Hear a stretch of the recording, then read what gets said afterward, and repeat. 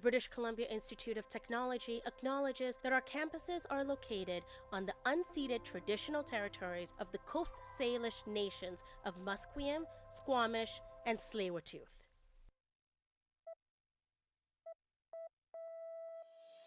From the Broadcast Center at BCIT's Burnaby Campus, this is All Talk Radio.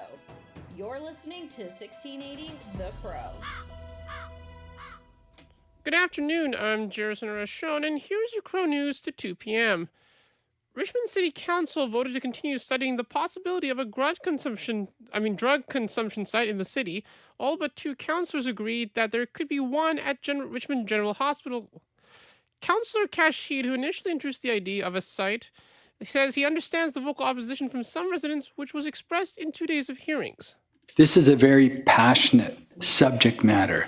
I've been through this before in Vancouver. Yes, I did take some personal attacks, but you know what? I think I've got calluses all over my back anyhow, so I can understand that. But as we move forward, and as it's been articulated today and it's articulated in the motion, there will be engagement. Vancouver Coastal Health, which manages Richmond General Hospital, will have a final say on the matter. Throughout the downtown east side, crowds of supporters are filling the streets for this year's March for Missing and Murdered Indigenous Women. Our reporter Anthony Andosoff has more on what this day means for people.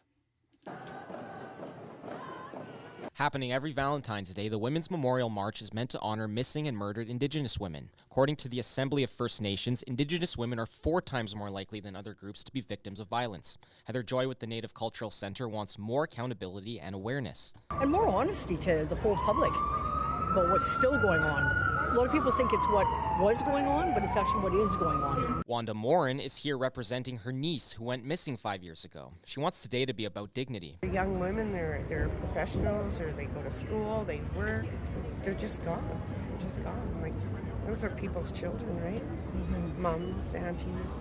So that's what we're here for. A healing circle at Oppenheimer Park and Community Feast will be available in the evening. Anthony Atanesov with BCIT's The Crow.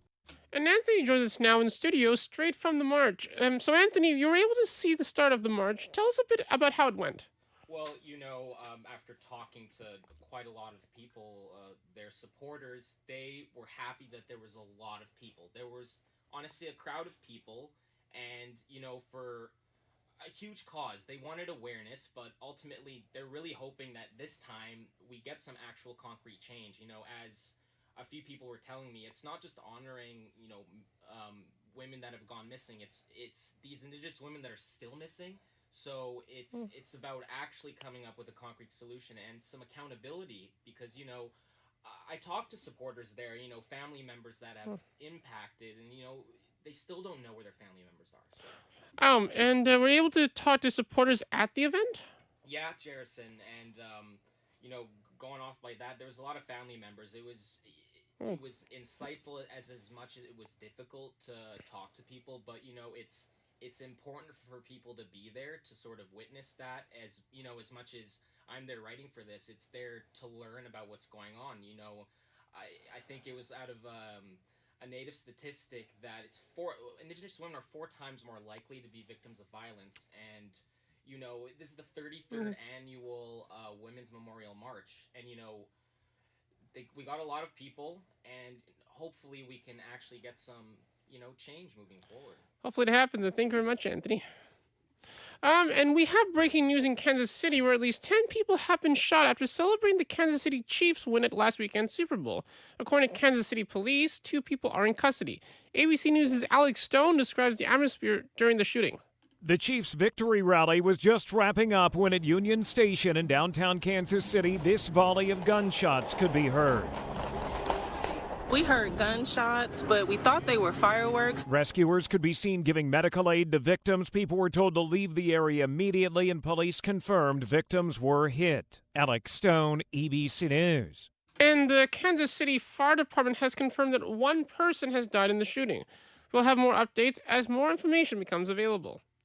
Vancouver Uber and Lyft drivers are on strike today and have organized a protest outside of Vancouver's International Airport. Our reporter Matthias Jones was at the protest. Drivers that work for rideshare services Uber and Lyft in Vancouver have turned off their apps for the day. The drivers are on strike in an attempt to see Uber make a change in their percentage of commission. A spokesperson for the drivers, Guramar Sidhu, who is also a driver, spoke to cameras at the protest about the pay discrepancy and issues of driver treatment. Many signs at the YVR protest outline the pay that the CEO and upper management of Uber receive, compared to the percentages that the drivers receive. Matthias Jones, in Richmond, for BCIT's The Crow. After 30 years representing Abbotsford West, BC United MLA Mike de Jong announced that he will not run in this year's provincial election. However, he is considering running for the Conservative Party in next year's federal election. It's a big decision and an important one, and I'll take some time to consider what that may look like. I'll be here through the remainder of the session, but I will begin the process of transitioning back into the private sector, which is a place I haven't really been for 3 decades. First elected in a by-election in 1994, de Jong held several cabinet posts in successive BC Liberal governments, including Finance, Attorney General, Aboriginal Relations and Reconciliation, Labour and Forests, and served as Government House Leader.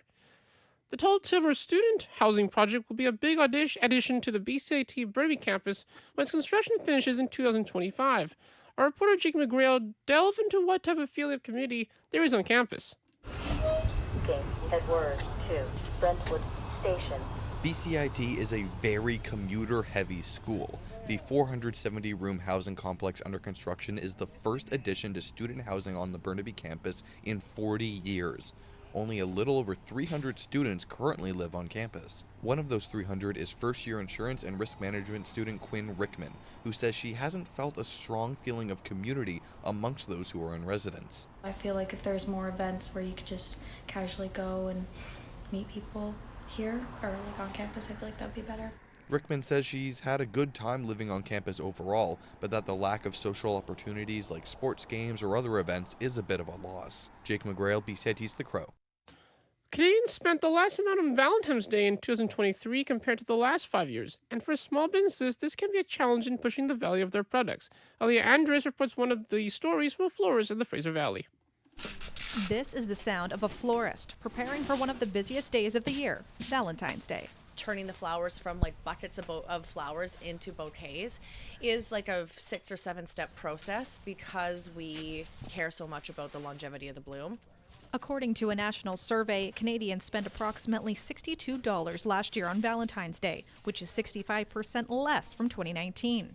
Being a small business owner and floral designer, Angelica Arbic has to face the conflict that some buyers may see a price on flowers as too expensive. With inflation and stuff like that, flowers are a luxury kind of service. Well, how do you show them the value of that product, especially in challenging economic times?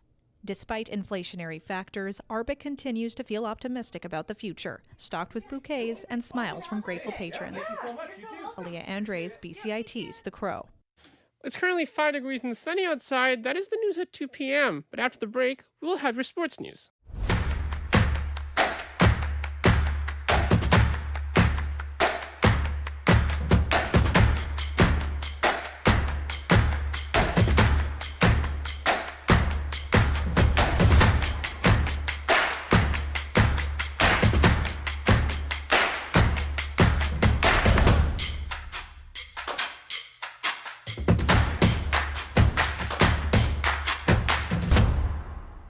Everything is changing to digital. Everything is online. People aren't just waiting for the 6 o'clock news anymore. People want their news right now. They want to be able to go onto their smartphone, onto the internet, and see the news.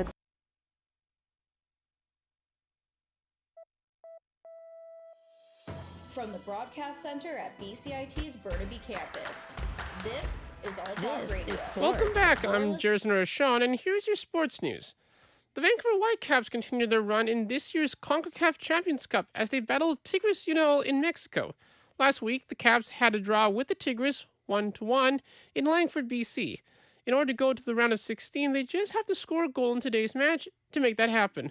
Defender Ryan Raposo feels that the match is a big deal for the team. I think it's a massive match for the club, for the guys. So early on in the season, it's it's a game that could give us a lot of momentum going into the season.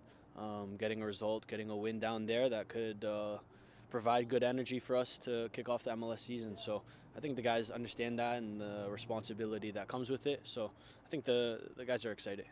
Coach Vinny Sartini and his team are not trying to share their success with the Tigres.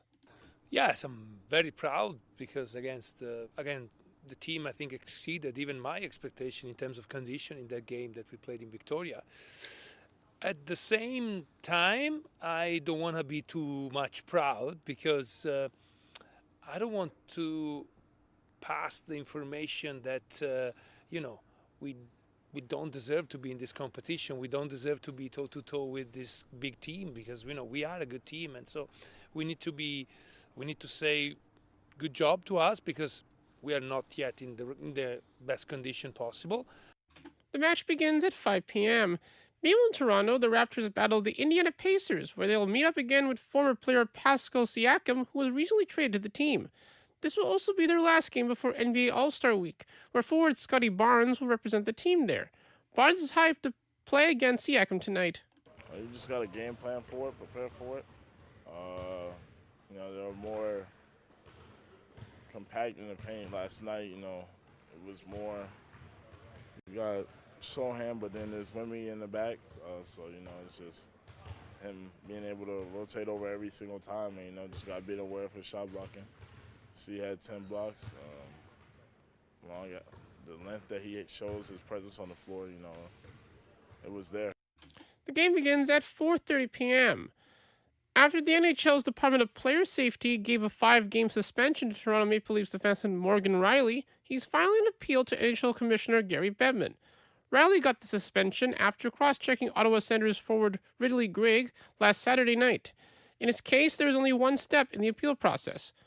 General Manager Brad Trivling and Riley have not commented on the suspension since the cross-check incident.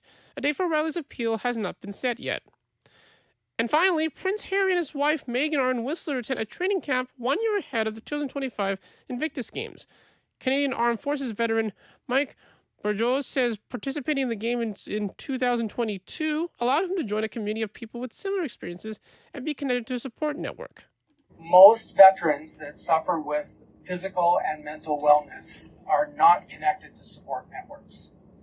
So the whole learning journey of the Invictus program is about learning that you're not alone, learning that your families are not alone. And what often gets ignored is that friends and family of those who are suffering are also suffering. Prince Harry is the founder of the Games for Wounded, Injured, or Sick Service Personnel and Veterans. And that's your sports news. Happy Valentine's, everyone. I'm Jason Rochon, and you're listening to 6 BCIT's The Crow.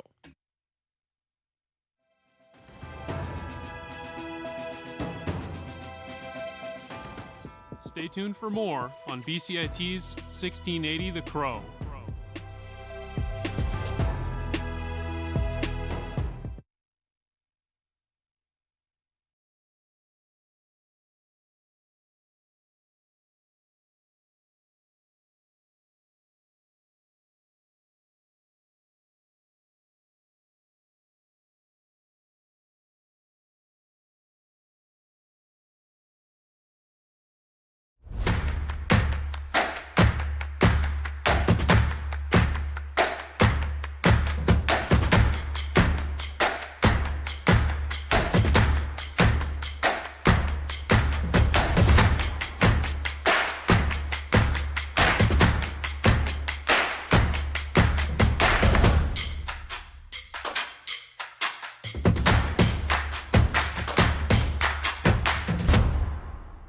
Everything is changing to digital. Everything is online.